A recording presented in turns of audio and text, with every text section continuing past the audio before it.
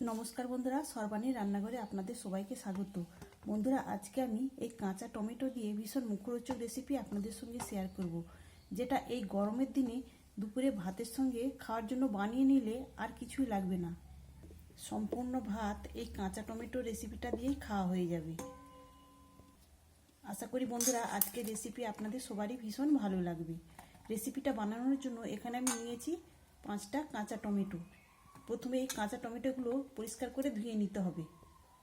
টমেটোগুলো ধুয়ে নেওয়ার পর এইভাবে পাতলা পাতলা করে কেটে নিতে হবে। তো বন্ধুরা, আমি আমার প্রয়োজন অনুযায়ী টমেটো নিয়েছি, কাঁচা টমেটো, আর আপনারা আপনাদের প্রয়োজন অনুযায়ী কাঁচা টমেটো নিয়ে রেসিপিটা বানাবেন। তো বন্ধুরা, এইভাবে প্রথমে পাতলা পাতলা করে টমেটোটাকে কেটে নিতে হবে। তো দেখুন বন্ধুরা, এইভাবে পাতলা করেই কাটতে হবে। তবে আমি সম্পূর্ণ টমেটো এইভাবেই কেটে নেব। আমি সব টমেটোগুলোই এইভাবে পাতলা পাতলা করে কেটে নিয়েছি। আর একটা নিয়েছি আলুটাকে আমি খোসা ছাড়িয়ে নিয়েছি। এখন এই আলুটাকে আমি এইভাবে সরু সরু করে কেটে নেব। তো দেখুন বন্ধুরা, আলুটাকেও আমি এইভাবে সরু সরু করে কেটে নিয়েছি। এখন এই আলুগুলোকে পরিষ্কার করে ধুয়ে নেব। আর নিয়েছি একটা পেঁয়াজটাকে আমি এইভাবে কেটে নিয়েছি। আর এখানে বাটিতে নিয়েছি আমি 1 চামচ কালো সরিষা আর 1 চামচ হলুদ সরিষা। এখন এটাকে জল দিয়ে বেটে নেব। তবে আরও কিছু আমি গুঁড়ো মশলা ব্যবহার করব, আপনারা ভিডিওটা দেখতে থাকুন। এখন রান্নার জন্য একটা কড়াই বসিয়ে দিয়েছি। এখন কড়াইর মধ্যে দিয়ে দেবো আমি 2 টেবিল চামচ সরিষার তেল। তেলের মধ্যে ফোড়নের জন্য দিয়ে দেবো 2টো শুকনো লঙ্কা, আর দিলাম ছোটো চামচের 1 চামচ 5 ফোড়ন। ফোড়ন থেকে একটা মিষ্টি গন্ধ বের হলে এর মধ্যে দিয়ে দেবো আমি কেটে রাখা আলু। কয়েক সেকেন্ড ভাজার ফলে এখানে ফোড়ন থেকে খুব সুন্দর একটা মিষ্টি গন্ধ বের হয়েছে। এখন আলুগুলো দিয়ে দেবো। আলুগুলোকে নাড়াচাড়া করে ভেজে নেব। গ্যাসের ফ্লেমটাকে মিডিয়ামে করে একটু সময় নিয়ে আমি আলুগুলোকে ভাজবো, যাতে আলুগুলো অনেকটাই সেদ্ধ হয়ে যায়। আমি মিনিট 2 আলুটাকে নেড়ে চেড়ে ভেজে নিয়েছি। এখন আমি এর মধ্যে দিয়ে দেবো কেটে রাখা পেঁয়াজের সঙ্গে আলুটাকে আমি আবারও বেশ কিছুক্ষণ নেড়ে চেড়ে ভেজে নেব। পেঁয়াজটা আগে ভেজে নিলেই হতো, তাহলে কিন্তু এই আলুটা নাড়ার সময় পেঁয়াজটা অনেক সময় পুড়ে যেত, তাহলে কিন্তু তরকারিটা খেতে ভালো লাগতো না। আমি পেঁয়াজের সঙ্গে আলুটাকে আবারও প্রায় মিনিট 2 নেড়ে চেড়ে ভেজে নিয়েছি। এই পর্যায়ে দেখুন আলুটা অনেকটাই সেদ্ধ হয়ে গেছে।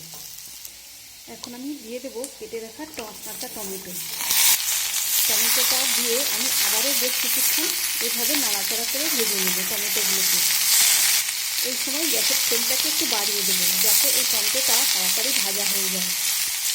তবে এই পর্যায়ে আমি এখন নুন দেবো না, কেননা নুনটা দেওয়ার ফলে টমেটো থেকে অনেকটাই জল বেরোবে, তাহলে কিন্তু এই টমেটোটা খুব সুন্দরভাবে ভাজা যাবে না।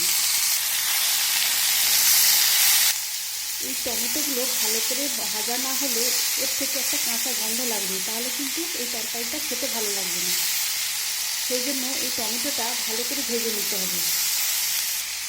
যেহেতু আলু সেদ্ধ হতে দেরি হবে, তাই আমি আগে আলুটাকে অর্ধেকটা ভেজে সেদ্ধ করে নিয়েছি। আর এই টমেটো সেদ্ধ হতে খুব বেশি সময় লাগবে না।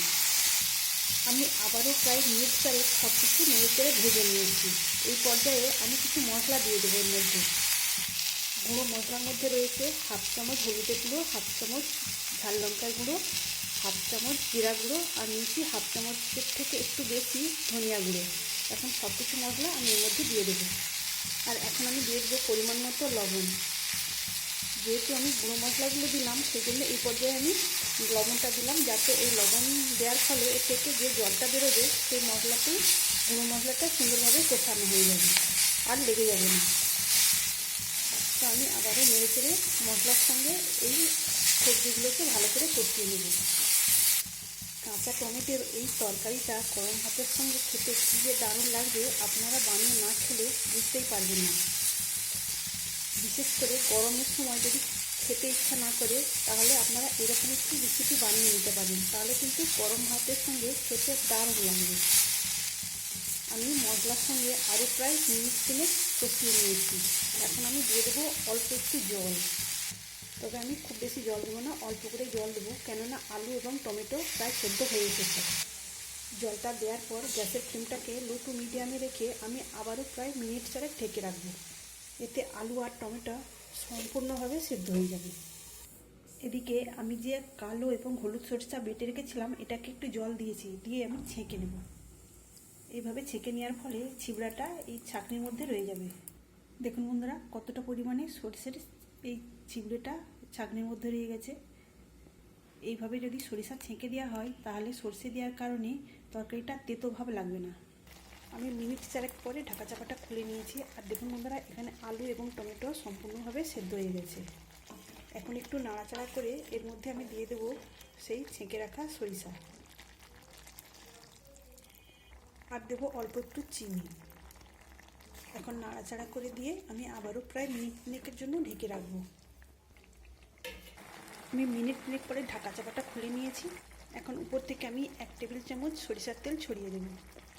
সরিষার তেলটা দিয়ে মিশিয়ে আমি ঢেকে রেখে দেবো আরও 2 মিনিট। তাহলে বন্ধুরা এই কাঁচা টমেটোটা দিয়ে আপনারা একবার এইভাবে রেসিপিটা বানিয়ে দেখতে পারেন, আর কেমন হয়েছে আমাকে কমেন্ট করে জানাবেন। বন্ধুরা আমি 2টো কাঁচা লঙ্কা চিড়ে এর মধ্যে দিয়ে দিয়েছিলাম, সেটা স্কিপ হয়ে গেছে, আপনাদের দেখানো হয়নি। এখানে আমার সম্পূর্ণ রান্নাটা হয়ে গেছে, এখন খাওয়ার জন্য রেডি। গরমের সময় ভাতের সঙ্গে যদি এই কাঁচা টমেটোর রেসিপিটা থাকে তো আর কিছুই লাগবে না, এটা দিয়েই খাওয়া হয়ে যাবে। তাহলে বন্ধুরা আজকের মতো আসি, সবাই ভালো থাকবেন, সুস্থ থাকবেন, ধন্যবাদ।